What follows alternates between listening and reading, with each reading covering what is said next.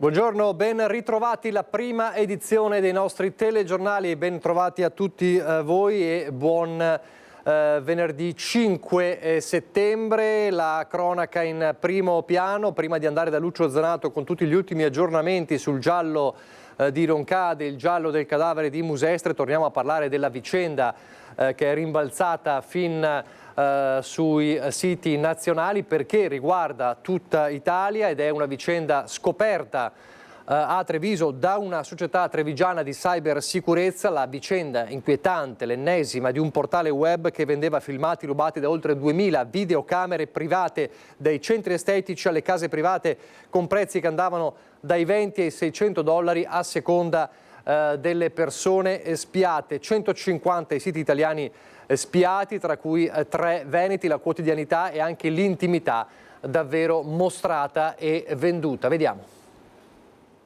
Tutto alla luce del sole, sul web. Bastava iscriversi ad un gruppo Telegram, pagare dai 20 ai $600 a seconda del VIP da spiare ed ottenere su un portale basato alle isole Tonga la visione di almeno 2000 video rubati in tutto il mondo, dagli studi medici a quelli estetici fino alle case private. Tutto accessibile tramite le normali videocamere di sorveglianza comprate nei maggiori siti di shopping online. A scoprire il reato la società trevigiana di cybersicurezza Yarix di VAR Group, che ha già denunciato i fatti alla polizia postale, mentre faceva delle ricerche per conto di un privato sul caso dello showman Stefano De Martino, ripreso quest'estate in intimità con la sua fidanzata. Video rubato, ovviamente. Essenzialmente erano tutte quante immagini che potevano avere contenuti dall'intimo fino al pornografico. Erano anche classificate sulla base di provenienza geografica, tipologia di contenuto, stanze in cui si trovava la telecamera per poter poi ricercare meglio questo tipo di contenuto. E questa è solo la punta dell'iceberg. Allora, solo con questo portale sul quale abbiamo fatto questa segnalazione c'erano più o meno 2000 telecamere che erano disponibili in vendita. Di queste circa 150 si trovavano in Italia e almeno 3 si trovavano in Veneto. Questo come ordine di grandezza, solamente per un singolo portale, e ce ne sono sicuramente altri. Un portale la cui registrazione era alle Tonga per rendere più difficile l'identificazione e più improbabile la chiusura o la punibilità. Questo portale non è stato ancora chiuso, infatti noi non abbiamo neanche mai dichiarato qual è l'indirizzo a cui raggiungerlo, perché c'è un'indagine di polizia in corso e queste indagini di polizia, come sappiamo, hanno il loro tempo, che non è immediato, quindi non è che si fa la segnalazione e vengono chiusi. Ma le cose peggiori devono ancora arrivare. La prima è che con una normale ricerca sul web si trova anche questo portale. Assolutamente sì, tanto che anche la nostra identificazione è partita inizialmente da ricerche su motori di ricerca. La seconda è che acquistare delle videocamere per la propria casa non protegge da questo tipo di attacchi. Telecamere che acquistiamo a basso prezzo comunemente funzionano con un sistema cloud, quindi io quando installo l'app per controllare la telecamera in realtà non mi collego direttamente alla telecamera, mi collego a un sistema terzo sul quale la telecamera effettua il caricamento delle immagini in tempo reale che sta riprendendo. Il cloud quindi è facilmente violabile dagli esperti hacker, ma anche l'utente ha la sua parte di responsabilità. Quindi ad esempio durante la configurazione dell'app sul cellulare utilizzo di password banali, utilizzo di password default, non utilizzo di fattori di autenticazione aggiuntivi, tipo il secondo fattore di autenticazione è quello per cui ti arriva un SMS per confermare che sei tu effettivamente la persona che sta tentando il login. Quindi la consapevolezza degli utenti è una cosa su cui è essenziale puntare, insomma, per evitare questa tipologia di rischi. Sul caso sono già scesi in campo la politica e il Codacons, che annuncia azioni legali a tutela degli italiani coinvolti nella vicenda. Dall'ennesimo caso spioni del web al giallo, lo dicevamo, di Roncade. Lucio Zanato, che questa mattina, buongiorno, si trova proprio nel punto in cui si trovava ieri, più o meno a quest'ora, il nostro Christian Arboit, dopo il macabro ritrovamento del cadavere in avanzato stato di decomposizione. Buongiorno Lucio. Buongiorno Nicola, buongiorno ai telespettatori di Antena 3. Mi trovo lungo il Musestre, davanti a me la Treviso Mare, alle mie spalle Villa Selvatico e l'Hotel All'Orso, che ieri ha scandagliato le immagini di videosorveglianza per cercare di dare un nome a questa persona il cui corpo è stato ritrovato ieri poco dopo le 13 proprio in questa zona del Musestre. Il corpo sarebbe rimasto in acqua dalle 6 alle 8 ore e perché mi trovo qui? Perché alle mie spalle è il punto punto un po' più indietro, dove 2 giovani hanno trovato una busta di plastica con dentro un orologio, 10 euro dell'altro materiale, ma non dei documenti. Le novità sono sostanzialmente che c'è stata un'informativa in procura da parte dei carabinieri, dalla procura invece l'idea di non procedere all'autopsia del corpo, ma semplicemente a dei riscontri diagnostici. Praticamente verranno fatte delle lastre per capire se la persona è deceduta per annegamento o se ci sono state delle altre cause. Certo è che l'ipotesi che in questo momento sta prevalendo, dopo queste ore in cui si sta scandagliando un po' dappertutto in termini di indagini la realtà di questa persona, cercando anche di capirne l'identità, perché ovviamente non avendo documenti si sta cercando in altre maniere, ma comunque l'ipotesi più probabile che sta emergendo è quella di un gesto estremo. Certo, tutte le altre sono ancora aperte, anche perché da una parte potrebbe esserci l'annegamento, però queste indagini potrebbero anche definire in che maniera è stato effettuato questo annegamento, quindi se ci sono delle azioni di violenza che si possono percepire attraverso ad esempio le lastre ai polmoni, oppure se appunto ci sono state delle altre concause, anche se nel primo esame da parte medico legale, esame esterno, non sarebbero stati riscontrati dei segni di violenza. Quindi il giallo aperto sicuramente per quanto riguarda questa persona che comunque non risponde alle denunce o comunque alle indagini su persone scomparse recentemente, e quindi diciamo che si va a caccia dell'identità di questo corpo, e al momento da Musestre, anzi da Biancade a ridosso della Treviso Mare è tutto. Io comunque prima di ridarti la linea lancerei il servizio che Cristian ha preparato ieri con il punto della situazione proprio a pochi minuti dal ritrovamento del cadavere, e poi a te la linea.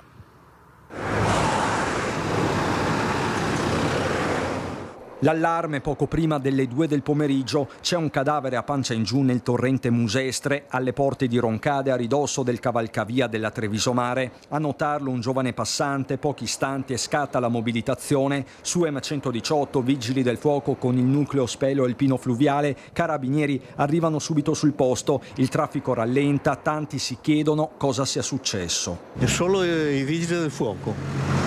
Solo un grande via vai. Sì, un gran via vai, sì.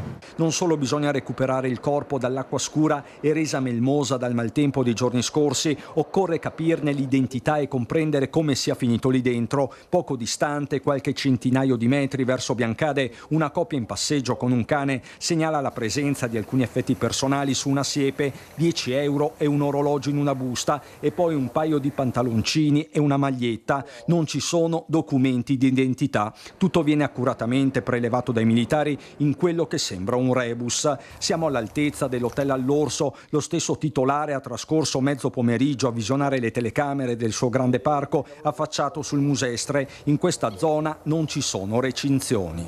Noi stiamo monitorando dalle videocamere che sono posizionate nel nostro giardino se riusciamo a vedere se effettivamente questa persona è passata attraverso la nostra proprietà, ma ribadisco che non è assolutamente un nostro cliente. Nel tardo pomeriggio non ci sono ancora evidenze, con i carabinieri che stanno incrociando le denunce di scomparsa degli ultimi giorni. Il cadavere è quello di un 60-70enne rimasto in acqua almeno 7-8 ore prima del recupero. Da un primo esame si escludono segni di violenza, ma non si lascia nulla di intentato, compresi gesto estremo o un incidente. Le prossime ore potrebbero rivelarsi decisive. Allora, abbiamo sentito anche gli ultimi aggiornamenti di Lucio Zanato, e nel frattempo c'è la ricerca delle 2 persone scomparse, dei 2 anziani scomparsi nella Marca, a partire da Gelindo Binotto, l'83enne che vedete, residente a Cairano di San Marco. L'uomo è alto circa 1,70 m, robusta corporatura, capelli bianchi corti, occhi castano scuri. Al momento dell'allontanamento indossava jeans lunghi, camicia di colore chiaro e sandali. Questo è il signor Gelindo Binotto. Ovviamente se lo avvistate, se lo vedete, dovete chiamare immediatamente i carabinieri. E poi c'è anche ancora la ricerca di Francesco Lucchetta, il 70enne, eccolo qui, di cui da giorni si sono perse le tracce. Analisi dei vigili del fuoco con il supporto dell'elicottero nella zona ieri del porto veneziano di Lovadina, all'altezza del sovrappasso dell'A27, ricerche ancora senza esito. E poi c'è la vicenda di Sottomarina, la vicenda che ha scosso questa settimana il veneziano e non solo, la turista accoltellata mentre portava a spasso il cagnolino, il 25enne sospettato di averla aggredita è ora indagato per tentato omicidio. Tentato omicidio è l'ipotesi di reato con la quale la Procura di Venezia ha iscritto nel registro degli indagati il 25enne già interrogato dai carabinieri 24 ore dopo l'accoltellamento di una turista tedesca di origine polacca avvenuto lunedì notte a Sottomarina. Il giovane, che soffrirebbe di disturbi psichici, era stato accompagnato al termine dell'interrogatorio all'ospedale di Chioggia, dove è tuttora ricoverato nel reparto di psichiatria. Per lui il sindaco Mauro Armelau ha disposto un ASO, accertamento sanitario obbligatorio, un provvedimento che rispetto al più famoso TSO prevede inizialmente solo una visita medica, a seguito della quale può essere deciso un eventuale trattamento sanitario. Nello stesso ospedale in cui si trova il giovane indagato dalla procura si trova anche Monica Grimm. Le condizioni della turista 35enne sono in miglioramento, è uscita dalla terapia intensiva e ha ricevuto dal sindaco Armelau la notizia del ritrovamento di Lucky, il suo cagnolino fuggito durante l'accoltellamento. Lei, parlando con Monica, ha avuto modo di chiederle se aveva visto, ha avuto modo di vedere questa persona e se nel caso, insomma, era in grado di fornire delle indicazioni. Diciamo, qui ci sono le indagini dei carabinieri, quindi io magari non so tutto chiaramente, ecco. Noi abbiamo dato il massimo supporto all'Arma dei Carabinieri, insomma, perché a Chioggia veramente c'è un lavoro anche di squadra, c'è un rapporto tra istituzioni che è veramente ottimo. Anche l'ASL ha messo anche a disposizione una psicologa, appunto, per parlare con la ragazza, quindi anche dal punto di vista psicologico, perché non è semplice anche superare comunque questo trauma. Io le chiedevo però se lei aveva avuto modo di parlare dell'aggressione, di entrare nello specifico con la ragazza. No, ho volutamente lasciato stare proprio per non ricordare, ecco. Oggi era stato un momento di felicità, ecco, per trovare Lucky, e quindi abbiamo lasciato che oggi fosse una giornata di festa, ecco, diciamo. Quindi non ho mai parlato di queste cose con lei né ieri né oggi. E allora l'avete sentito dalle parole del sindaco che ieri è stato ritrovato poi nella giornata di ieri il cagnolino Lucky che era scappato durante l'aggressione. Ecco come è stato ritrovato. Eccolo il piccolo Lucky, il cagnolino della turista Monica Grimm, fuggito durante l'accoltellamento della padrona e oggetto per 2 giorni di ricerche a tappeto in tutta Chioggia. Ripresasi dall'aggressione, uno dei primi pensieri di Monica era stato proprio per lui. Non tornerò in Germania senza Lucky, aveva detto al sindaco Mauro Armelau dal letto di ospedale. E Lucky è ricomparso nel giardino della casa di riposo di Chioggia. Gli operatori che smontavano praticamente dalla notte e lo hanno visto in quell'angolo del nostro giardino, e quindi insomma sono stati molto attenti perché tutti si erano mobilitati. È stata una mobilitazione enorme. Sì, ma tutti erano attenti, tutti parlavano insomma di questo animale che si cercava, e quindi ha trovato rifugio qui, probabilmente comunque un posto relativamente tranquillo, e gli operatori sono stati molto attenti e bravi, ecco, ad accorgersi. Perché era spaventatissimo. Sì, era spaventato, era proprio lì in angolo. Nelle 2 giornate di fuga Lucky ha girovagato in un'area dal raggio di poco più di mezzo chilometro. Per ritrovarlo si erano alzati in volo anche dei droni, e proprio da un'osservazione dall'alto, per quanto casuale, da una finestra dello stabile, è stato avvistato e riconsegnato alla sua famiglia. Che ora era? Era intorno alle 7, 6:15, era il momento del cambio del turno. Quindi c'è stato dalle finestre. Dalle finestre qui proprio della nostra struttura hanno notato questo cane, insomma, che era lì. A quel punto hanno avvisato. E subito hanno avvisato l'APA e chi è venuto a curarlo, insomma, a prenderlo. Restiamo nel veneziano, ma torniamo in centro storico a Venezia con il paradosso che ovviamente crea polemica anche politica. Il paradosso dei cittadini veneziani che denunciano i borseggiatori, l'attività dei borseggiatori, ma vengono a loro volta denunciati. Ilaria Marchiori, buongiorno. E loro si guardano tutte le nostre dirette. Ilaria, buongiorno. Vediamo se mi sente. Ilaria, buongiorno. Sì, eccoci qui, buongiorno, scusate non si sentiva in cuffia, siamo qui a Venezia insieme a Monica Poli dei veneziani non distratti e prima di parlare di quello che è successo, ovvero di una persona invece del gruppo di cittadini non distratti che ha sventato un borseggio, a sua volta è stato denunciato, parliamo del fatto che qui in un quarto d'ora Monica ha già inseguito e riconosciuto ben 6 borseggiatrici, oltre che sventato un vero e proprio borseggio, tutto nel giro di una ventina di minuti. Sì, esattamente. Prima c'erano due uomini dietro alle macchinette che stavano osservando dei turisti e li stavo un attimo monitorando, fatalità uno era anche nuovo o forse anche tutti e due, sono talmente tanti che non se ne può più. E quando mi sono accorta che si sono parlati proprio della turista, allora lì sono intervenuta e se ne sono andati via. Nel frattempo mi avvertivano che ce n'erano altri 2 dentro al pontile, che uno è uno storico e anche loro li abbiamo mandati via. Dopo 5 minuti sono passate altre 6 borseggiatrici. Che sono andate via correndo naturalmente al grido attenzione pickpocket che caratterizza ormai Monica Poli, la conoscono così in tutto il mondo. Quello che fa... E premetto che non c'era, come sempre è stato dichiarato, nessuna guardia giurata ai pontili e non c'erano forze dell'ordine, la polizia locale che abbiamo visto adesso, in questo momento, che hanno transitato. Ecco, effettivamente non c'erano controlli, non c'erano forze dell'ordine e solo poco fa abbiamo visto passare 2 agenti invece della polizia locale. Tornando invece a quello che è successo a uno dei membri del gruppo invece cittadini non distratti, che dopo aver fermato una borseggiatrice, l'ha presa per un braccio per portarla proprio dalle forze dell'ordine, a sua volta lei l'ha denunciato. Lei come commenta quello che è successo? Allora, cioè siamo alla follia, ecco, siamo alla follia pura. Noi non sappiamo nulla riguardo a questa denuncia e chi l'ha presa. Però se è vero, cioè, siamo alla follia pura. Per fortuna è anche intervenuto il governatore Zaia, che ringraziamo proprio su questa tematica. Cioè, qui sta passando il messaggio che le borseggiatrici e borseggiatori sono vittime. Ma stiamo scherzando? Stiamo scherzando che fanno piangere migliaia di turisti al giorno? Ecco, e usano violenza, sputi, spray peperoncino? Ma stiamo scherzando?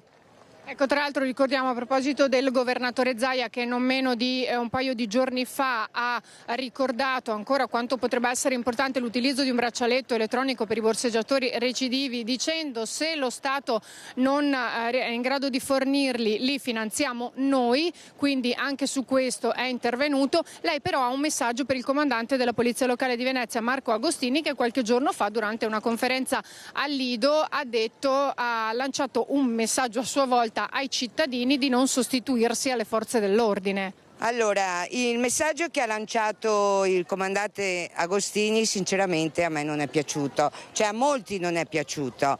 Allora, ricordo al comandante Agostini che noi veneziani non distratti e molti cittadini non si sono mai sostituiti alle forze dell'ordine, perché noi facciamo azione di disturbo e segnaliamo in tempo reale alle forze dell'ordine, attivandoci, chiamando il 112, il 113 e qualche volta il vostro centralino, che più delle volte non risponde.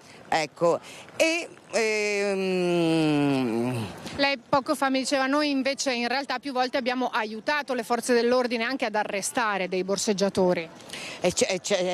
Sicuramente, allora riprendendo il discorso che noi non ci sostituiamo, lo facciamo per senso civico e ricordo al comandante Agostini che la borseggiatrice Shakira, che era qui nel nostro territorio e che transitava in piazza San Marco, Calle Valaresso, vista da tutti, soprattutto abbiamo pubblicato video, e transitava anche sui sottoportici dove ci sono i suoi uffici, che è stata portata da un non distratto, perché nessuno la vedeva.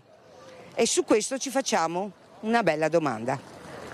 Grazie a Monica Poli dei Veneziani Non Distratti. Qui da Venezia è tutto, restituisco la linea allo studio. Grazie Ilaria Marchiori, grazie a Monica Poli, grazie a Sandro Ponchio per la parte tecnica. E noi continuiamo a parlare di ladri con un 29enne albanese ladro seriale che aveva messo a segno diversi furti nei locali di Casale e Casier la scorsa primavera. I carabinieri lo hanno denunciato a piede libero, lui che era già stato espulso però dall'Italia a fine maggio. Un 29enne albanese già espulso dall'Italia con accompagnamento in aeroporto a Treviso lo scorso 30 maggio è accusato del raid di furti subito in primavera da una serie di locali pubblici di Casale e Casier. I carabinieri della stazione di Dosson, che hanno raccolto ed esaminato i filmati delle telecamere di videosorveglianza, sono riusciti a dare un'identità all'autore di quei furti. Il giovane straniero, senza fissa dimora, è già noto alle forze dell'ordine. Nella notte del 10 aprile scorso si era introdotto nella pizzeria Pizze Via forzando una finestra. Lì aveva sottratto il fondo cassa pari a 330 euro. Un mese dopo, il 12 maggio, una vera e propria scorribanda a Casier. Nel mirino erano finiti Osteria del Porto, Osteria Casa Mia e Bar Infinity, da dove erano stati rubati complessivamente 1.000 euro. I carabinieri lo hanno denunciato per furto aggravato e continuato, provvedimento in base al quale non potrà fare rientro in Italia per i prossimi 5 anni. E adesso a Padova, con l'operazione della polizia e della questura, quasi 400.000 euro di beni sequestrati a una famiglia rom. Francesco Ratai, buongiorno. Buongiorno Nicola, buongiorno ai nostri telespettatori. Sì, è una vicenda che potremmo definire quella di una banda criminale a conduzione familiare, perché parliamo di un 38enne che è stato con alle spalle anche 40 sentenze, di sua moglie che di anni ne ha 33 e era beneficiaria del reddito di cittadinanza, e la suocera. I tre che erano di etnia rom, come dicevi giustamente tu, pluripregiudicati, sono stati al centro di questa operazione che ha unito la Polizia di Stato e la Guardia di Finanza. Il Tribunale di Venezia, dopo gli accertamenti, ha disposto infatti il sequestro di beni mobili ed immobili per il valore di circa 380.000 euro e il regime di sorveglianza speciale per i tre. I tre erano proprietari di vari terreni e fabbricati non solo nel Padovano ma anche nelle province di Treviso, Venezia e Rovigo. In parte erano intestati a loro e in parte erano intestati a dei prestanomi, di fatto però erano loro ad utilizzarli. Il sequestro ha riguardato 3 fabbricati, 5 terreni, un box, una casetta mobile e un'altra abitazione, oltre a denaro contante e gioielli. La coppia, insieme alla suocera, era specializzata in truffe e rapine che avevano esiti anche violenti alle volte. Pensate che nel 2023 avevano partecipato al furto di una borsa contenente pietre preziose del valore di quasi 5 milioni ad un rappresentante orafo lungo l'Autobrennero. Il commerciante si era fermato per un foro a una gomma, foro che era stato fatto appunto dalla banda, che ha approfittato della sosta per derubarlo. Per questo erano stati destinatari di una misura cautelare in carcere. Nella loro lunga sfilza di reati, nel loro curriculum criminale, come lo potremmo definire, c'era soprattutto frodi, utilizzo indebito di carte di credito, furto di monete di valore e di monete antiche e furto di Rolex, che sono avvenuti tra le province di Venezia, Padova, Piacenza, Ravenna e Trento. Vista la pericolosità della banda, il tenore di vita spropositato rispetto ai redditi che loro dichiaravano, tutti i beni sono stati sequestrati e sono state disposte inoltre misure di prevenzione come fogli di via, il divieto di ritorno in numerosi comuni della regione. Ecco, questa è la vicenda che cercheremo di approfondire anche per le prossime edizioni, sentendo le forze dell'ordine, sentendo e cercando di capire perché queste persone non erano in carcere. Grazie a Francesco Ratai e Cristian Roque Allende. Noi invece torniamo a Montebelluna, l'abbiamo raccontato in diretta ieri con Cristian Arboit, non parliamo di pluripregiudicati in questo caso, ma dei cosiddetti bulli in bici, o se preferite maranza in bici, che da tempo creano tensione in paese a Montebelluna, ma che hanno compiuto un gesto di avvicinamento e di scuse proprio l'altra sera. Torniamo a vedere allora il servizio di Cristian Arboit.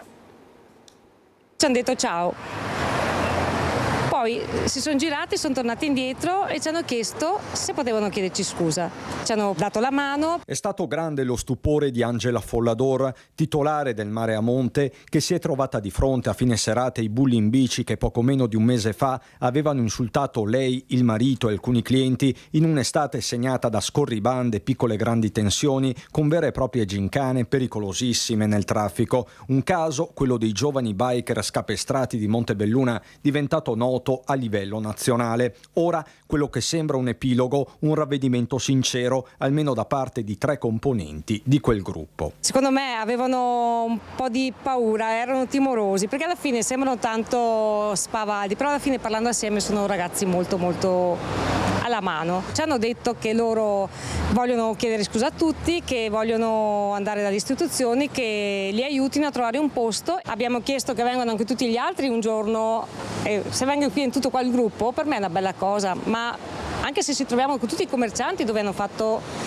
i casini che hanno combinato. Le nubi quindi sembrano diradarsi, anche se contestazioni e multe accumulate in più di un anno restano. Alessandro Vendramini è il referente del centro storico che più volte ha tentato un dialogo, talvolta molto complicato. Io sono felicissimo di questa cosa, perché come dice un detto, per educare un giovane ci vuole una comunità. Spero che questi ragazzi abbiano compreso ciò che hanno sbagliato. Presto forse per dire che il caso è chiuso, c'è anche chi non si accontenta solo delle scuse e resta in attesa di fatti concludenti. Intanto a Montebelluna i giovani impegnati nel progetto di comunità Go Deep Game lanciano un appello ai loro coetanei biker. Mi piacerebbe che approfittassero delle belle opportunità che ci sono nel nostro territorio invece che restare senza nulla da fare, quindi magari intrattenersi in passatempi poco piacevoli per il resto della comunità. Venite a costruire qualcosa con noi invece che distruggere. E allora c'è anche l'appello, ci sono anche le parole del sindaco di Montebelluna Adalberto Bordin che ha più volte richiamato l'attenzione su questa vicenda, ha anche convocato i bulli con i genitori. Sentiamo cosa ha detto di questo nuovo passo da parte dei ragazzi. Sicuramente un gesto apprezzabile, non scontato.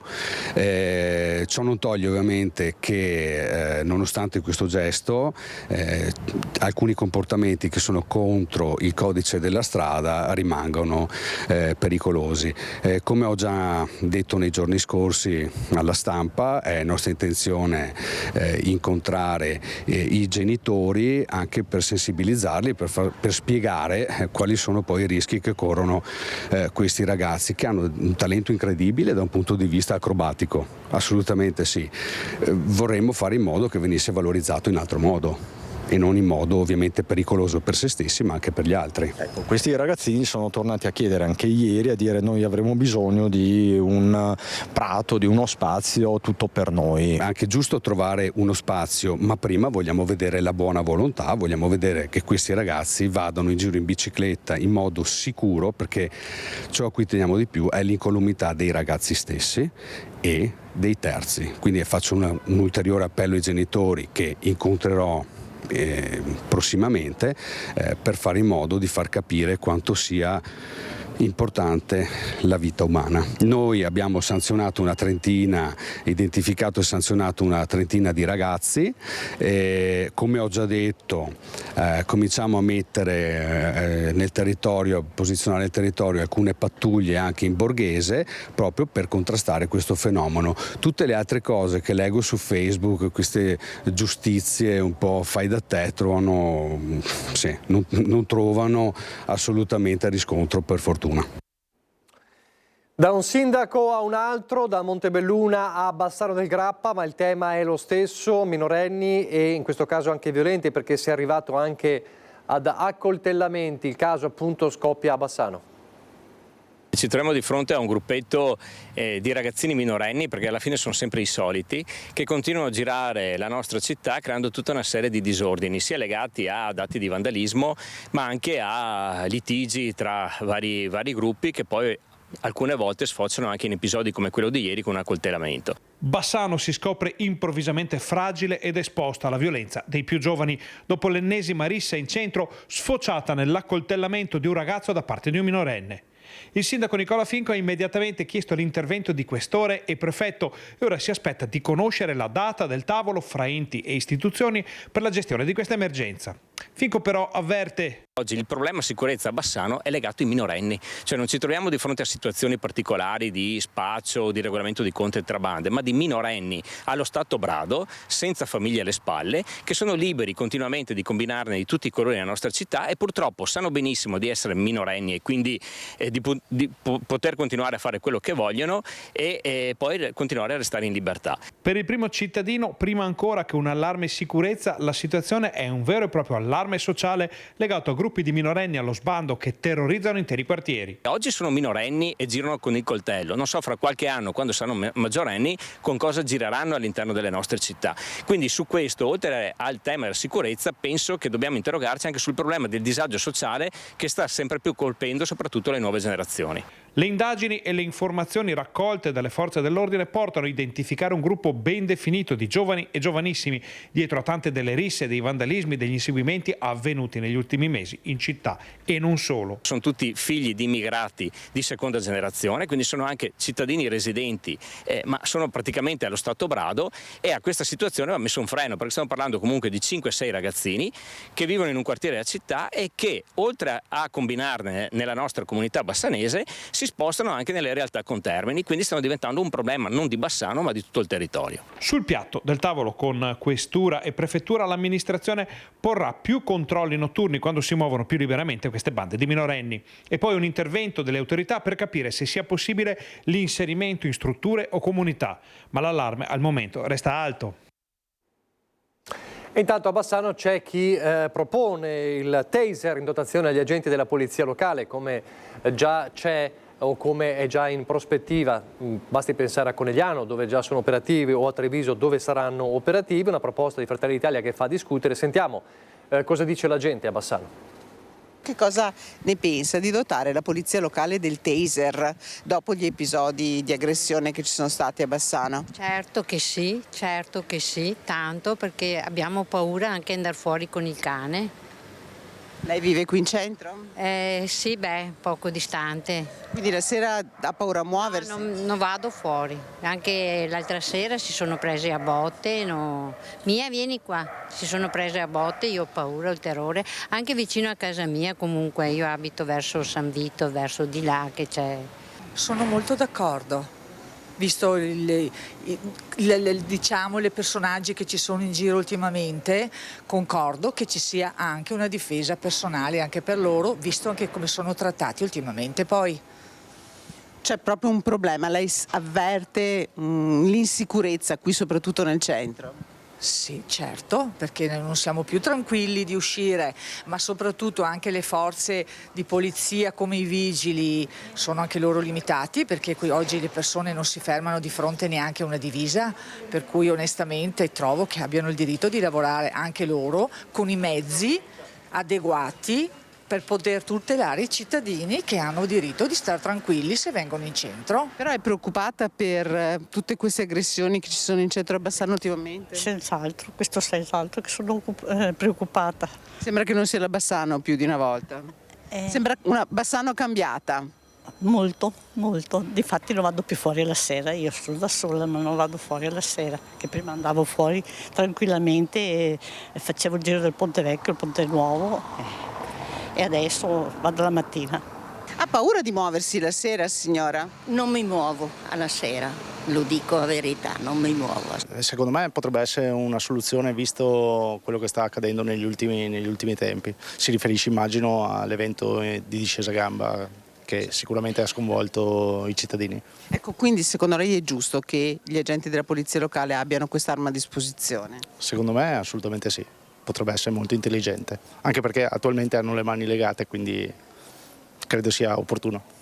Io penso che sono scelte difficili che vanno valutate e ponderate a fondo, perché non si sa mai, poi si parte con un'idea e poi si arriva ad un'altra. È opportuno meditare, valutare la cosa, però non andare troppo in fretta con soluzioni drastiche alle quali siamo abituati, che poi torniamo indietro e ci ritroviamo a dover rimangiarci quello che abbiamo fatto. Contraria, sinceramente, no, sono sempre per la non violenza. Quindi non è uno strumento, secondo lei, di deterrenza che possa essere utile? Che poi qualcuno ne fa uso che non va bene, cioè, c'è sempre da andare cauti. Io non sono assolutamente d'accordo, perché comunque secondo me sono dei casi isolati, cioè poi si è visto anche la persona che ha accoltellato, che insomma è una persona con problemi eccetera eccetera. Sicuramente un po' più di controllo, però io non sono assolutamente d'accordo. Cioè, secondo lei è pericoloso il taser? Secondo me è pericoloso, perché ci sono stati casi di persone che magari non sapendolo avevano anche malattie, che so, cardiache o di questo tipo e ci hanno lasciato, insomma, ecco, proprio per questo motivo. Quindi assolutamente no, cioè no.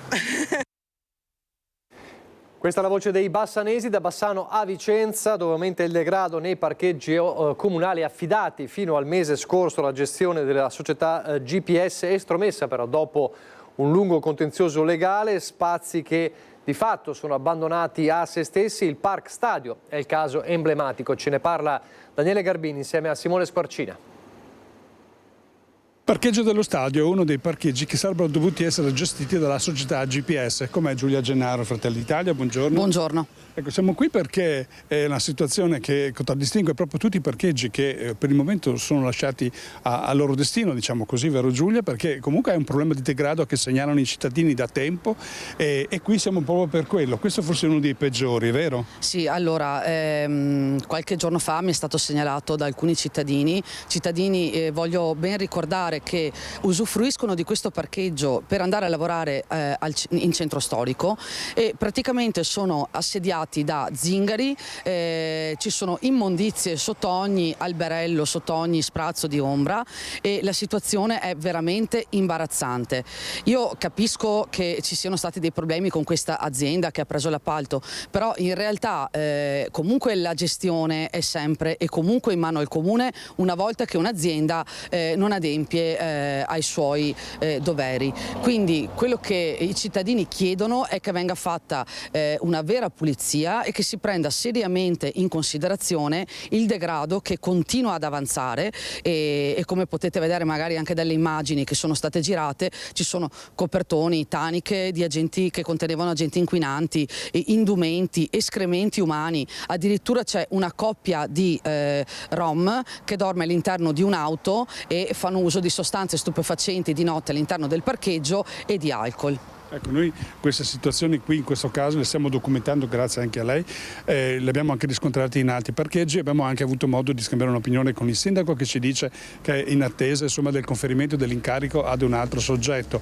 Il tema è proprio quello dell'affidamento nel frattempo di quello che è la gestione straordinaria o ordinaria nel caso venga fatta manutenzione di questi parcheggi. Ecco, su questo il sindaco dice che non è al momento insomma, di farsi carico di una ulteriore debiti alla fine, ecco, questo è accettabile? No, non è per niente accettabile e dirò di più, vista la malgestione della società precedente richiedo gentilmente che si prenda in considerazione di riaffidare i parcheggi alla società AIM AGSM, perché con la loro gestione si è visto che i parcheggi vengono riqualificati come è successo per il Park Verdi, quindi sicuramente rimettere la gestione in mano ad AIM AGSM sarebbe la soluzione migliore per tutti i cittadini e per la città stessa.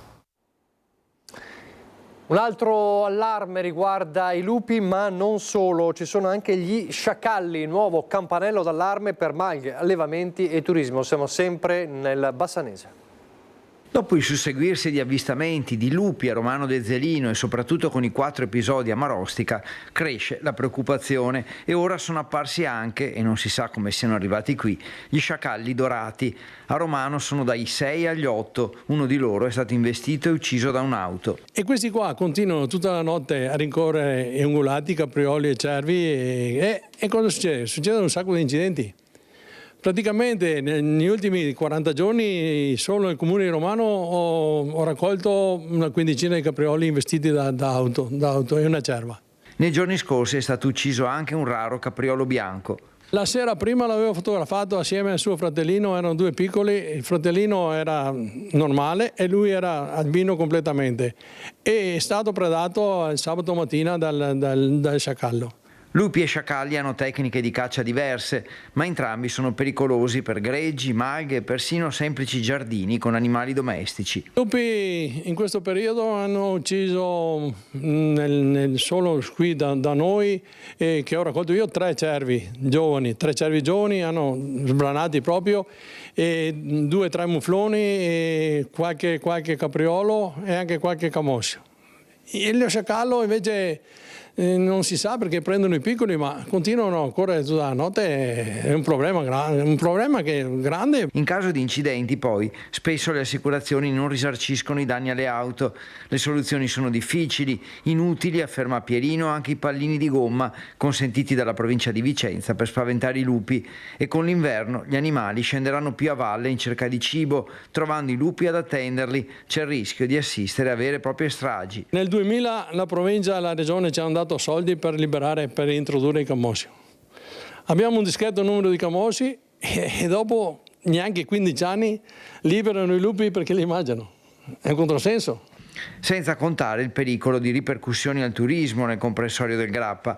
Passeggiare, magari con il proprio cane, e correre il rischio che venga sbranato potrebbe spingere i turisti a cambiare destinazione.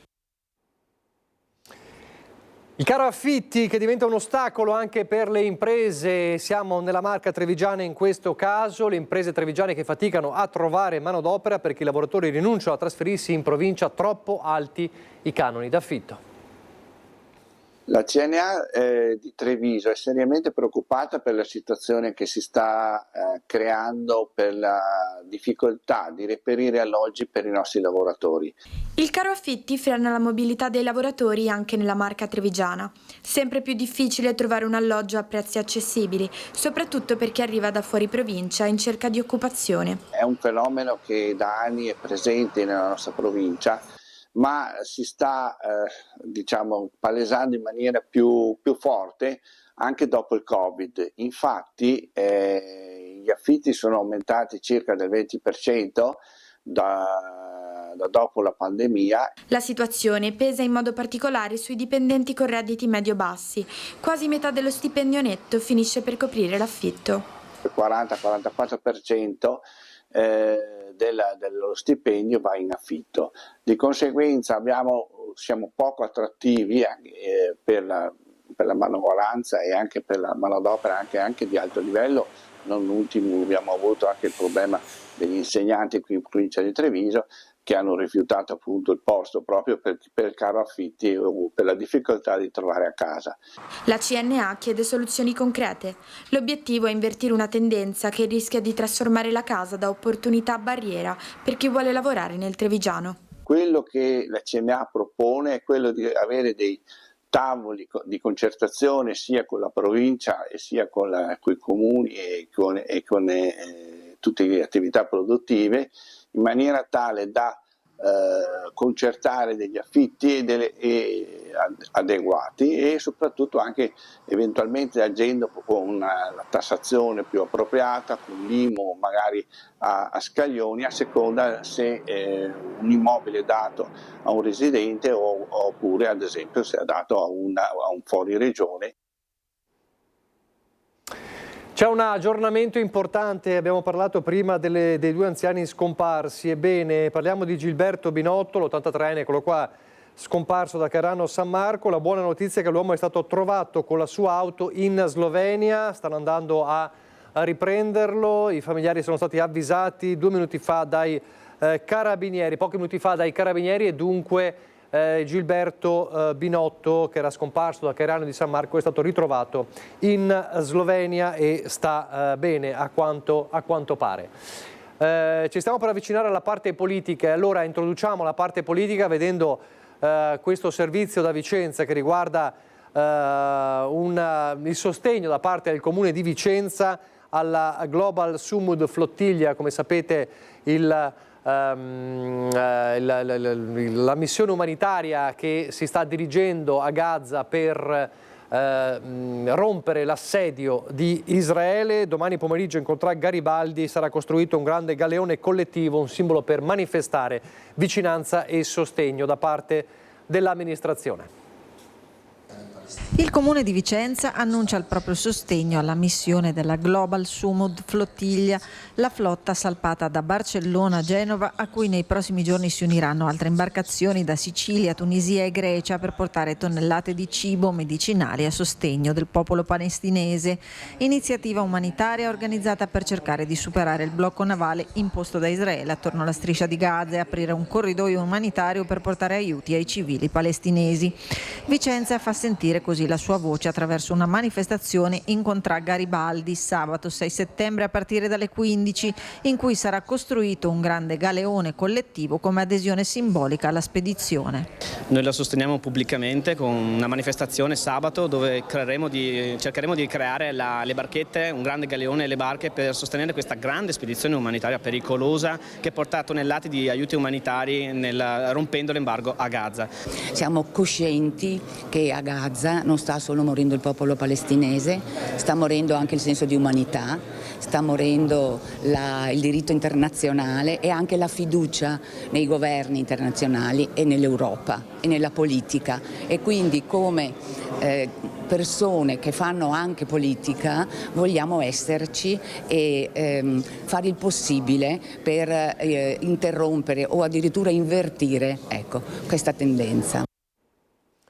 Ripartiremo dalla politica subito dopo la pubblicità.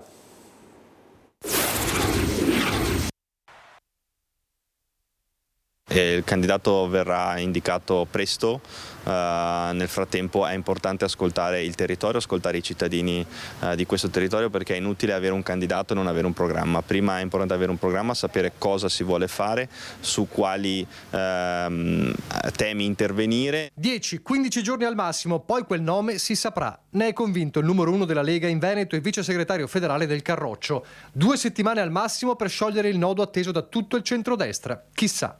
Se fosse un film di Quentin Tarantino ci troveremmo di fronte al più classico degli stalli alla messicana. 3 pistole puntate e il primo che spara rischia di provocare una reazione a catena difficilmente prevedibile.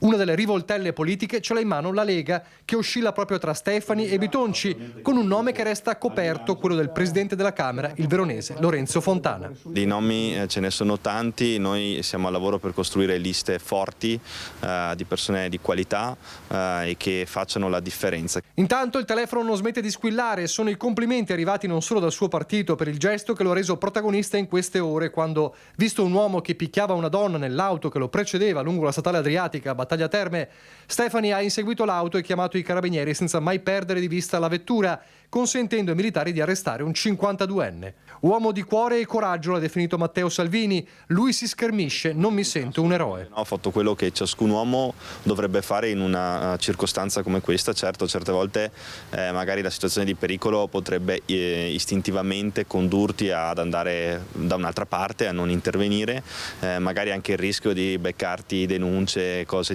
di questo tipo. Però penso che il senso del dovere e il fatto di dover salvare e proteggere comunque una persona venga prima di tutti gli altri rischi, di tutti gli altri pericoli. Quindi credo di aver fatto semplicemente il mio dovere. Ma il segretario veneto del Carroccio non ha molto tempo per i complimenti. C'è Fratelli d'Italia che scalpita e si dice ancora molto fiduciosa per Palazzo Balbi. Insomma, giochi tutt'altro che fatti. Stefani però ribadisce. È una società che cambia e quando la società cambia è importante utilizzare gli strumenti migliori per guardare al futuro del Veneto dei prossimi 20, 30, 50 anni. Questo è quello che noi dobbiamo fare. Poi troveremo il candidato migliore, la squadra migliore e soprattutto offriremo le migliori soluzioni ai nostri veneti. Allora, siamo di nuovo in diretta, ripartiamo da qui. L'Alberto Stefani, intervistato ieri da Chiara Gaiani, peraltro nota a margine, il 52enne che è stato arrestato è già libero, qua potremo aprire poi un'altra tematica. Ma ripartiamo sulle regionali con... E li ringraziamo per essere con noi, Claudio Borgia, presidente provinciale di Fratelli d'Italia. Buongiorno e grazie per l'invito. Nonché candidato, super candidato, guardate il manifesto, eccolo qua che campeggia, scegli Giorgia, segui Borgia, insomma con questo super manifesto che vediamo. E poi con Paolo Benvegnuri, Fondazione Comunista, buongiorno. Buongiorno a lei e a tutti. Perché poi c'è un altro fronte, quello del centro-sinistra, da capire un po' se è davvero conclusa, diciamo, la struttura del cosiddetto campo largo. Ripartiamo però da Borgia. Allora, intanto, cosa dice Stefani? Si dice fiducioso fra 10-15 giorni si chiude. Sul nome, i nomi non è importante, insomma l'importante è mettere insieme i programmi.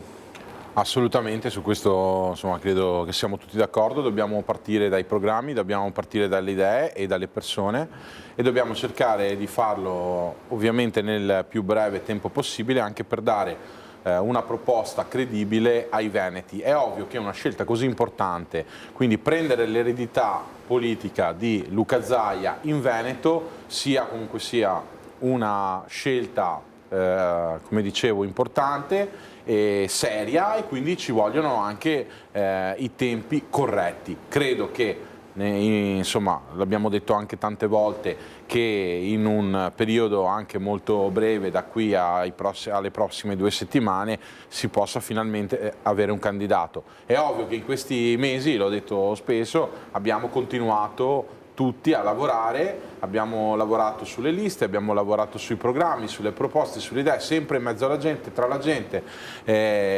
Ovviamente la scelta, come ha visto, di quel manifesto non è una scelta, come ha detto lei, elettorale, perché non ci sono candidati ufficiali, abbiamo tutti dato la disponibilità alla candidatura, ma è anche perché se qualcuno pensa di, come dire, limitare anche l'azione comunicativa del nostro partito, noi invece abbiamo scelto di incominciare a muoverci, di cominciare a parlare ai cittadini, stare in mezzo alla gente, nei mercati, sui manifesti, e quindi questo a prescindere da chi sarà o non sarà candidato. Perché io oggi faccio il presidente provinciale di Fratelli d'Italia, metto al primo posto come sempre il partito, il simbolo di partito, l'immagine di Giorgia Meloni, per cui stiamo cercando di continuare a lavorare per questo. Poi l'assonanza mi aiuta, no? Assolutamente sì. Ecco. Quando lei dice se qualcuno pensa di limitare, a chi si riferisce? In generale non abbiamo ancora una data, non abbiamo ancora ovviamente nessuna idea su quando realmente si andrà a votare. Solitamente prima si dà la data, giusto? Prima si dice quale sarà la data, come è successo anche nelle altre regioni, e poi si ufficializzano i candidati.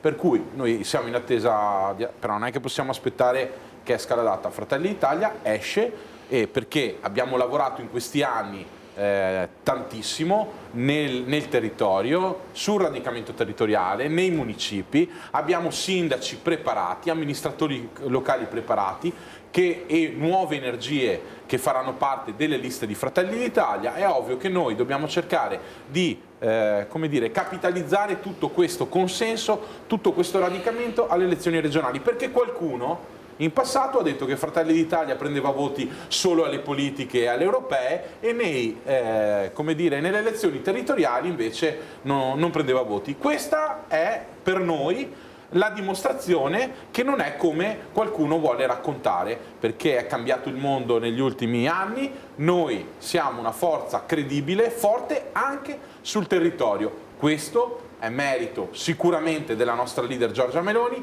ma anche dei tanti sottosegretari, ministri, presidenti di commissione, senatori, deputati, dirigenti, amministratori locali, militanti e simpatizzanti di Fratelli d'Italia, e lo dimostreremo alle prossime elezioni. Se qualcuno pensa, come dire, di fermarci, questo non è così. Lo dico io, non sarà così. Lo dico io perché non lo dice lei, questo è un messaggio chiaro alla Lega. Lo dico io, lo dico in io. generale. Lo dico io. Lo dico io. Allora, questo è il messaggio, dopo ci torniamo. Un messaggio invece a Manildo e alla coalizione del centro-sinistra può arrivare da Rifondazione Comunista che al momento non sembra essere all'interno del campo largo, peraltro si sta per chiudere anche ormai con Azione. Allora, perché per ora non siete nella coalizione, oppure ci sarete? Ma questo ci saremo, si vedrà. Quello che noi abbiamo posto quella che noi abbiamo composto come condizione fondamentale, oltre ovviamente ai temi programmatici, è la questione della visibilità, cioè del riconoscimento della presenza di Rifondazione Comunista all'interno della coalizione di centrosinistra. Lo abbiamo detto esplicitamente con un nostro comunicato, noi naturalmente abbiamo già dimostrato anche nel passato, insomma, che siamo in grado di agire in autonomia, insomma, di presentarci comunque alle elezioni. Noi crediamo che in questa fase sia importante rafforzare il campo dell'opposizione sia a livello nazionale sia nella nostra regione contro le politiche del centrodestra, insomma, che noi consideriamo pessime per quanto riguarda il Paese, al di là della propaganda che viene fatta, però ovviamente questa necessità, che è una necessità politica fondamentale, non solo per le regionali ma in particolare per le elezioni politiche, noi crediamo che vada accompagnata, insomma, con la scelta da parte del Presidente proposto Manildo, il candidato Manildo, con una precisa, come dire, accettazione, insomma, della presenza del simbolo dei candidati di Rifondazione Comunista. Insomma, lei dice che quel simbolo, quella falce martello fa paura? Un po' ma diciamo che più che il simbolo, penso che ci sia, oltre a forse secondo me un errore politico, ma perché in questo momento l'idea di raccogliere un campo di forze il più largo possibile dovrebbe essere, come dire, la questione principale, ma c'è anche un elemento relativo, penso alle questioni, alcune questioni dirimenti, insomma, no, che sono legate ad esempio al tema della guerra, dell'opposizione alla guerra e altri temi su cui noi siamo storicamente, insomma, un po' più radicali rispetto al centro-sinistra. Ecco. Ma c'è ancora margine? Ma io penso di sì, cioè, io adesso non sono quello che si occupa delle interlocuzioni, certo, naturalmente, perché il segretario regionale Gabriele Zanella. Naturalmente c'è un confronto, io penso che questo confronto debba risolversi positivamente, se non sarà così va bene, insomma. Siete comunque pronti a correre da soli? Noi crediamo che di avere alcune proposte per questa regione, insomma, non è che siamo, come dire, quattro scappati di casa, insomma, no? Siamo stati interni a molte vertenze, lotte ad esempio per il diritto alla casa, sui temi ambientali, siamo presenti in importanti luoghi del lavoro del Veneto, insomma, non è che, voglio dire, ci mancano le proposte e le idee, insomma, per comunque essere presenti a queste elezioni. Non abbiamo nessun problema, noi siamo una forza che, come dire, che guarda soprattutto alla prospettiva, insomma, no? E soprattutto a intervenire in maniera efficace su quelli che noi consideriamo essere gravissimi problemi che riguardano il Veneto e la società veneta. Adesso ci arriviamo. Allora facciamo così, facciamo l'ultimo blocco di pubblicità, così poi andiamo dritti fino alla fine e così al rientro sentiamo cosa ha detto Matteo Salvini, che è nord-est in questi giorni, era a Venezia ieri, peraltro si è visto con Zaia, e questa mattina era a Udine a inaugurare una nuova sede, diciamo, regionale della Lega in Friuli Venezia Giulia. Allora sentiremo cosa ha detto partendo dal Friuli ma poi entrando anche sul Veneto. La pubblicità e poi ritorniamo sui temi. Ministro, allora qua attendiamo notizie sul porto di Trieste. Portiamo sempre i frutti di un lavoro fondamentale dei nostri leghisti in regione, nei comuni. C'è il tema a Udine, del nodo di Udine, e quindi ho parlato con l'amministratore delegato di Rete Ferroviaria Italiana per un commissariamento per accelerare, velocizzare. Abbiamo trovato anche decine di milioni di euro necessari per accelerare il progetto e quindi l'eliminazione di passaggi a livello e servizio alla città. Stiamo ragionando sulla messa in sicurezza e anche su un'ipotesi futura di raddoppio della Pontebana. Per quello che riguarda il porto di Trieste sceglieremo la persona migliore nei tempi più brevi, intanto il dottor Liguori è un commissario che sta seguendo giorno per giorno la crescita e i lavori al porto di Trieste. Arrivo in una città dove c'è stato un accoltellamento nelle ultime ore per mano dei soliti indesiderati ospiti, e quindi mentre tedeschi e francesi parlano di invio di truppe all'estero, io penso che il governo italiano investirà in sicurezza interna, perché il nostro problema non sono i carri armati russi, ma sono i troppi sbandati e violenti dal coltello facile, anche in città come Udine. So che i sindaci di Trieste e di Gorizia mi porteranno il dossier dei costi dei minori stranieri non accompagnati che alle casse dei loro comuni pesano troppo, e col ministro Piantedosi mi vedo in settimana perché il governo centrale aiuti i territori, quindi diciamo che non mancano gli impegni per far crescere ancora di più una regione straordinaria e ben amministrata. Ha visto la polemica Italia-Israele? A Udine? Sulla partita? Italia-Israele che il comune... Sono d'accordo con l'allenatore, con Gattuso, lo sport avvicina, lo sport, le Olimpiadi, l'arte, la musica, il cinema, la danza, la cultura, l'arte, le Olimpiadi avvicinano, quindi sarebbe un errore allontanare, dividere, aumentare il clima di odio, quindi che il calcio avvicini, che la partita ci sia e sia una bella partita serena in campo e sugli spalti. Se la Corte Costituzionale, scusami, dovesse dare l'ok al terzo mandato in Trentino, tornerete alla carica anche qui? Una cosa per volta, la Lega protegge le autonomie e la libertà di scelta dei territori, questo sia a Udine che a Trento. Per quanto riguarda i rapporti con Fratelli d'Italia a livello nazionale e qua in regione, come sono? No, a livello nazionale ottimi, i miei personali con la Meloni ottimi, e poi sui territori cerchiamo di lavorare nella migliore delle maniere possibili, però non ho nessun tipo di preoccupazione. È possibile? Secondo lei che futuro avrà Federica dopo la regione? Noi della Lega siamo molto concreti, lui sta facendo il governatore del Friuli e lo fa bene, io sto facendo il ministro dei trasporti e dell'infrastruttura al meglio, e quindi portiamo a termine i nostri lavori. Prepariamoci a rivincere le prossime elezioni politiche, le prossime elezioni regionali, però oggi siamo impegnati, ripeto, su Udine, su Trieste, su Pordenone, su Gorizia, al resto penseremo dopo. Mi perdoni se le chiedo anche del Veneto, esatto, è possibile, mi chiedono se è plausibile che il candidato venga scelto proprio quello delle Marche?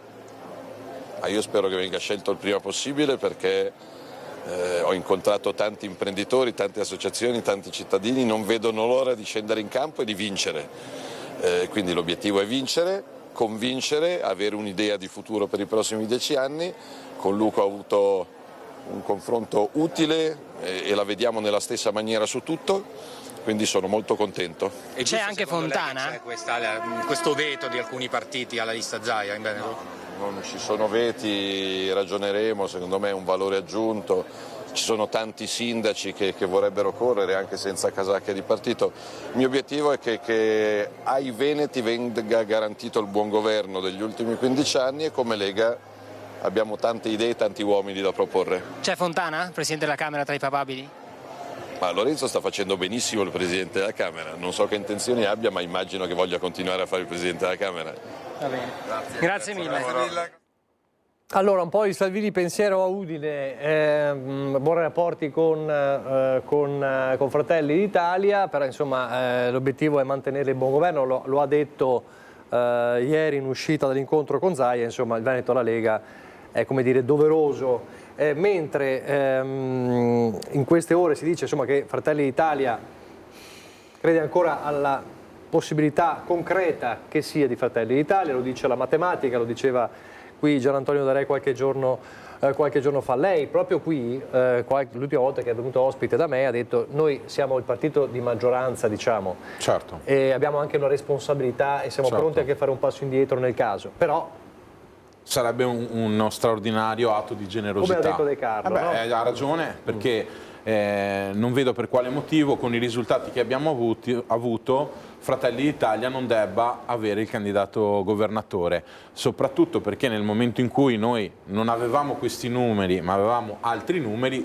siamo sempre stati, come dire, al nostro posto, senza vantare pretese. Dopodiché, come ho già detto l'ultima volta, io sono un cultore del buon governo del centrodestra. Io governo a Montebelluna con gli alleati della Lega, ci governo bene, in tanti territori governiamo insieme, non solo in provincia di Treviso, nelle altre province, in regione, a livello nazionale. Non capisco perché, come dire, si debba mettere in difficoltà proprio questo assetto e la maggioranza. È ovvio che tutti dobbiamo cercare, no, in un tavolo, nel tavolo delle trattative, di lasciare, come dire, le scorie fuori e, come dire, i personalismi fuori dal tavolo. Dobbiamo cercare la persona che realmente possa, come dire, incarnare il miglior candidato possibile per il Veneto. Se poi sarà di Fratelli d'Italia è ovvio ancora meglio, cioè questo è il grande obiettivo, il grande sogno che abbiamo. Saperlo, no? Questo è il concetto, perché poi non potete fare le liste. No, assolutamente,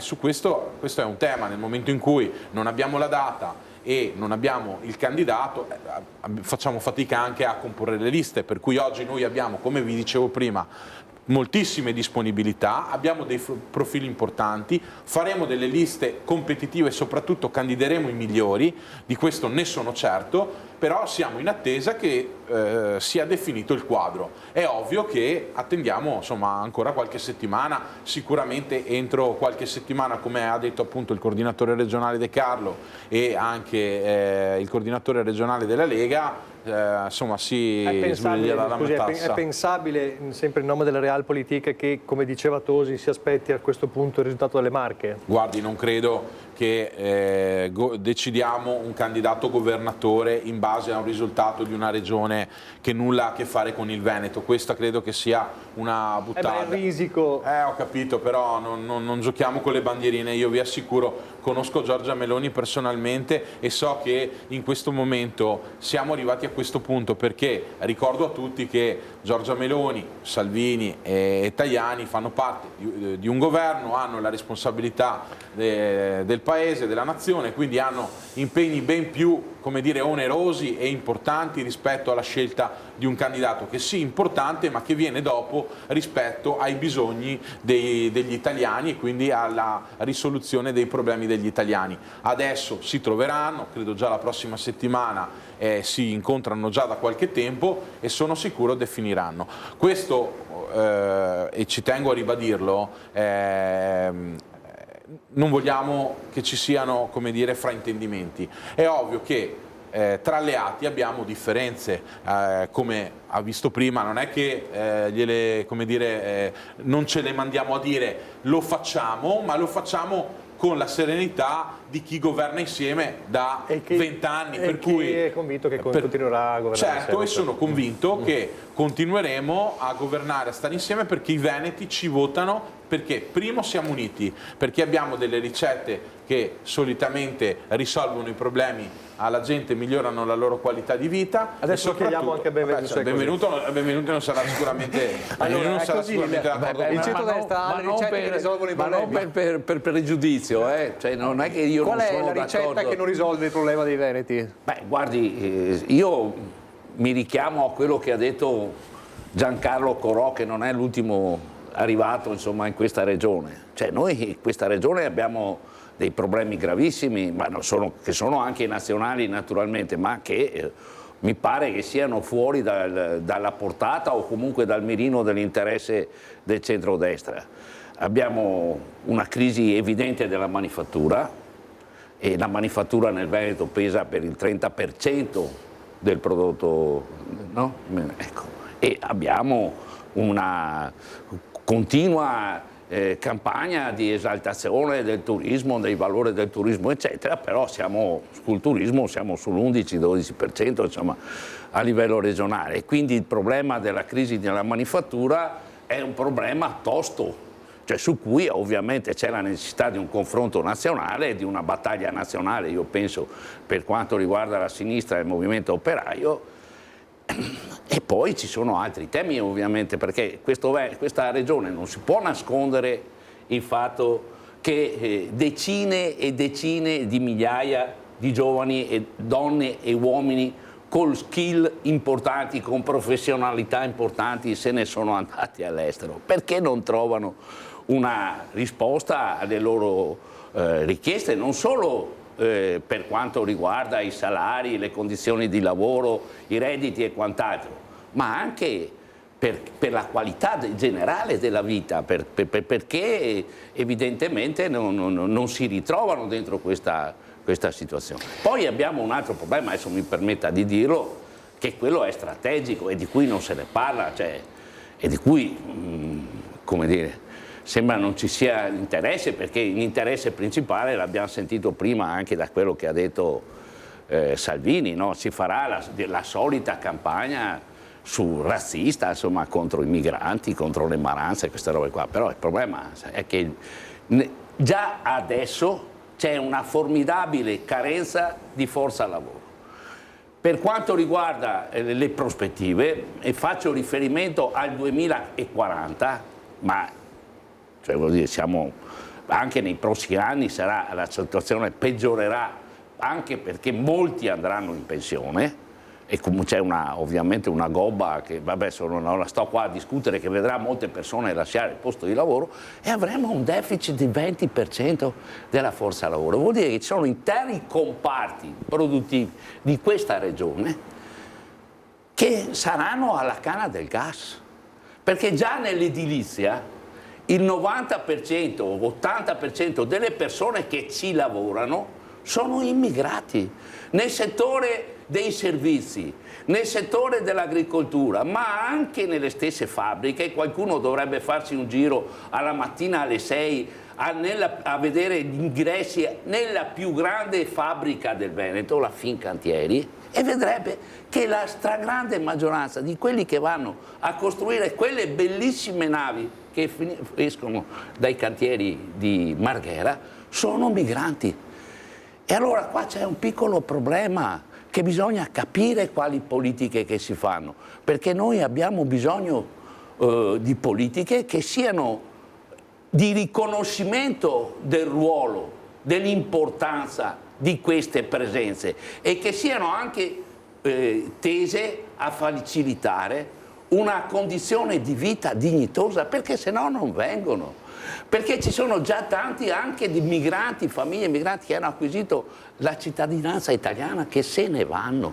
E questo è il punto. Allora, professor Borgia, mi fermo qua, perché potremmo parlare anche della questione ambientale, di come questo territorio sia stato devastato. Che vi commentaste anche l'avvio dei lavori per il Terrario Est, però allora, un problema importante questo di quello che ci aspetta e che già c'è, anche di fronte a un inverno demografico intanto notevole. Mentre parlava pensavo stesse parlando del fanalino di coda delle regioni, invece sta parlando sotto il profilo produttivo ed economico della regione che ha la migliore performance a livello nazionale, per cui, come dire, se neanche i dati, io l'ho detto Corò, che è uno degli studiosi principali dell'economia veneta. Neanche i dati dell'Istat, neanche i dati che sono sotto gli occhi di tutti, sia sul tema produttivo, sia sul tema turistico, perché ricordiamoci che certo il turismo oggi vale tra il 10 e l'11%, però fa parte comunque della nostra cultura economica, per cui è tutto un insieme che va sicuramente potenziato. Dopodiché io non penso che la ricetta sia far entrare più immigrati, non penso proprio, e ricordo che quando parla di dignità di queste persone, guardi che gli immigrati regolari nel nostro paese hanno la possibilità, come sa benissimo, in 10 anni di diventare cittadini italiani, e comunque in questo percorso hanno la copertura sanitaria, hanno la copertura dei servizi sociali, hanno la copertura scolastica per loro e per i propri figli. Ma di cosa stiamo parlando? C'è una condizione che diamo, siamo una delle regioni che accoglie in modo più corretto che ci sia. Però non penso che dobbiamo investire, come dire, nel far arrivare più immigrati, dobbiamo invece cercare di lavorare su altri temi, sul lavoro, sul tema dell'aumento, come abbiamo detto anche in altre occasioni, degli stipendi. Però è ovvio che c'è una congiuntura economica difficile, complicata, ci sono i dazi, c'è l'America che, grazie poi anche all'intervento del governo italiano, italiano ha cambiato la politica dei dazi abbassando, come dire, la percentuale, ma ad oggi c'è ed è un problema per il nostro export. Su questo dobbiamo essere chiari, non è che come dire, è colpa delle ricette sbagliate del governo, anzi c'è una congiuntura economica difficile e noi stiamo cercando da 3 anni di lavorare e cercare di, come dire, tenere la barra dritta. È ovvio che non abbiamo la bacchetta magica, però fare dei discorsi catastrofistici, tra l'altro parlando della regione più importante, perché ritengo che la regione Veneto sia la regione più importante per tutta una serie di servizi e soprattutto di risultati, perché ricordiamo che siamo la locomotiva d'Italia e ricordiamocelo sempre. Su questo dobbiamo cercare, e anche sui temi della sanità sicuramente dobbiamo continuare a lavorare, bisogna lavorare sulle liste d'attesa, su questo siamo d'accordo, ma è anche il sistema sanitario nazionale che ha delle difficoltà, perché dobbiamo cercare di, come dire, evolverci e cercare di trovare delle soluzioni, perché oggi sul tema dei medici c'è un tema reale, non ci sono medici, ad oggi c'è il numero chiuso e abbiamo una difficoltà di trovare medici specializzati, per cui su questo, ma è un panorama nazionale, non è un panorama veneto, su cui stiamo lavorando da anni.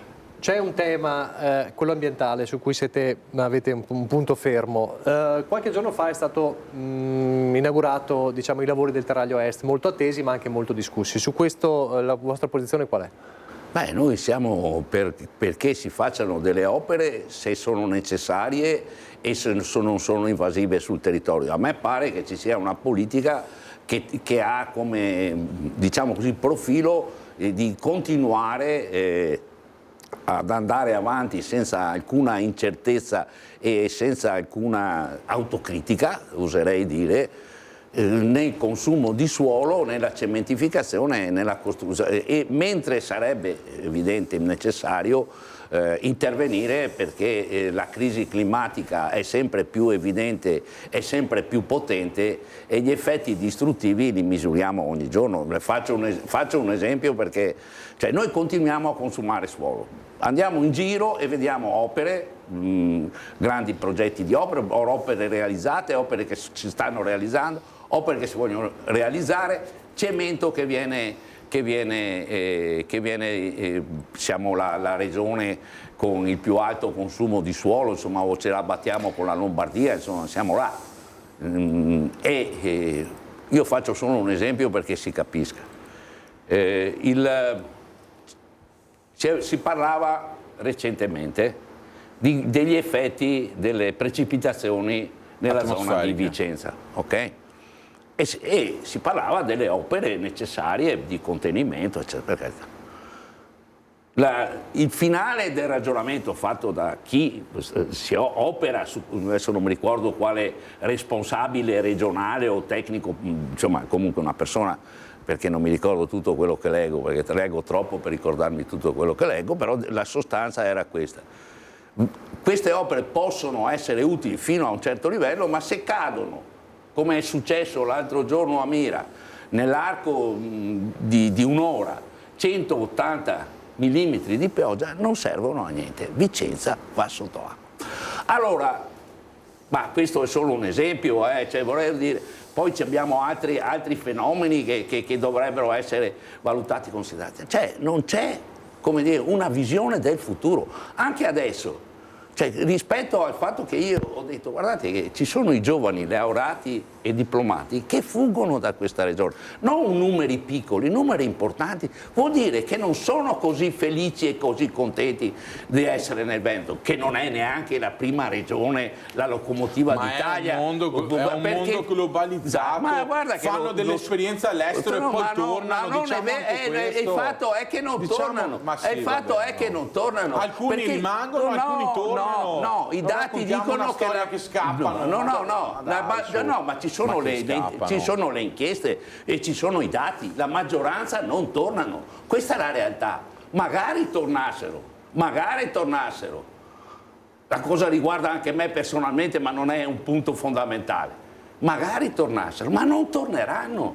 Perché l'Italia e questa regione non offre alcuna prospettiva di almeno Beh, questa è la realtà. Guardi, Poi mi rispondi sugli... No, dico che il 20%, mi risponde, scusami, mi scusi, vabbè, ho dato del tu, tra no, militanti politici sì, ci diamo del tu, ma non volevo, ecco, sì, non ci sono formalismi, non ti preoccupare.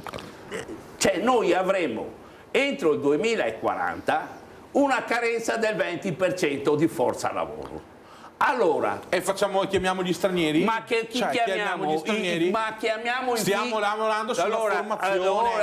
Allora, ma la formazione di chi? Allora, mi faccia finire, perché in Francia una donna la percentuale di bambini per donna è 1,8%, ok? In Italia siamo all'1,18% e il Veneto è una delle regioni con la natalità più bassa, una regione che invecchia disperatamente. E allora questo è un grande piano sulla natalità, questo è il risultato, no? Chiamare quelli che nascono oggi ma cosa? Ma in non Francia c'è un problema di integrazione, ma io non ti sto dicendo di chiamare, c'è un problema di generazioni, non c'è integrazione. Io non voglio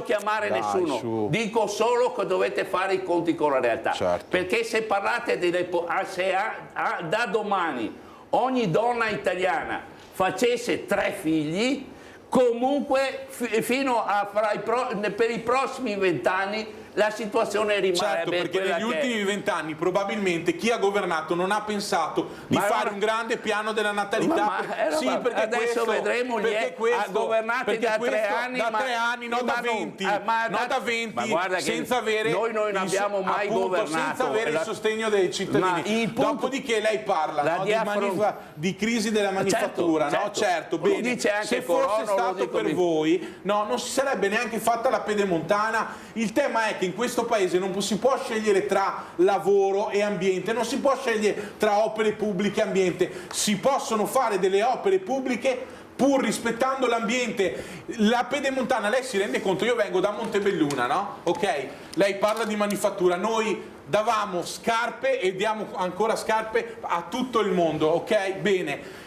Se non è arrivata la pedemontana da qualche anno, prima i nostri imprenditori, ok, dovevano spedire le proprie scarpe, i propri prodotti con i mezzi che avevano a disposizione in arterie viarie che non esistevano, nelle provinciali, nelle strade di campagna. Oggi la pedemontana, quando qualcuno la contesta, chiederei di venire a Montebelluna e parlare con i nostri imprenditori cosa sono riusciti a fare in questi anni nonostante non ci fossero arterie viarie, e grazie alla pedemontana riusciamo a raggiungere il mondo. Se questo fosse capitato e fosse accaduto anni fa, negli anni 80, negli anni 90, dove c'era il boom economico, forse oggi staremo parlando di un'altra manifattura, e lo dobbiamo dire, perché bisogna avere coraggio anche nelle scelte, e si possono fare opere rispettando l'ambiente, ma non possiamo non fare opere per non rispettare l'ambiente. Ma che ragionamento è? Guardi, a parte che le merci possono viaggiare anche via treno o possono anche col treno a carbone. No, col treno elettrico. Ma come col treno? Scusami, ti ho lasciato. Allora, mio nonno faceva scarpe e mi spiegava a mia madre che le migliori scarpe per montagna o da lavoro si facevano a Belluna, e quelle buone e di qualità a poco prezzo si facevano nel Marche. Quindi questa cosa qua è un dato storico importante, che significa che c'è come dire, anche una qualità della piccola impresa, delle maestranze eccetera, che si è, come dire, riprodotta nel tempo. Io penso che questi siano dati importanti, cioè che è giusto valorizzare eccetera. Però io penso che noi dovremmo ragionare, e mi pare che qua non ci sia nessuna analisi del futuro, no? Dovremmo anche ragionare sul fatto che tutto questo deve essere certamente valorizzato e tenuto in conto e sviluppato, ma bisogna confrontarci con quello che è il dramma del presente, che è la radicalità dei cambiamenti climatici. Quando si fa una strada, quando si fa una grande opera, bisogna ragionare su quello che è il possibile impatto non solo di oggi ma anche di domani, avere un profilo di quelle che sono le prospettive. Adesso abbiamo una potenza analitica straordinaria, no? È quella dell'intelligenza artificiale. Certo, poi abbiamo la possibilità di gestire milioni e miliardi di dati, eccetera. Questi li stanno usando, ad esempio, gli scienziati e ci dicono che siamo nella merda. Chiudiamo così, nel senso che ci vuole prospettive. Bisogna sempre avere speranza nel futuro. Bisogna anche confrontarsi con la realtà e non nascondere la testa. Non è sotto la sabbia, bisogna avere come coraggio di fare delle scelte. Questo lo condivido. E se bisogna fare delle opere, si trova la soluzione per rispettare l'ambiente, ma l'opera pubblica va fatta. Il coraggio può essere anche quello di decidere di non farla.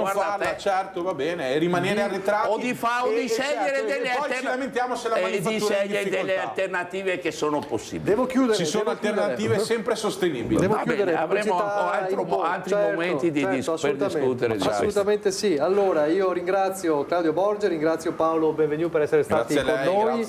Vi lascio al meteo e poi al film Bloodfather con Mel Gibson e William H. Macy. Arrivederci.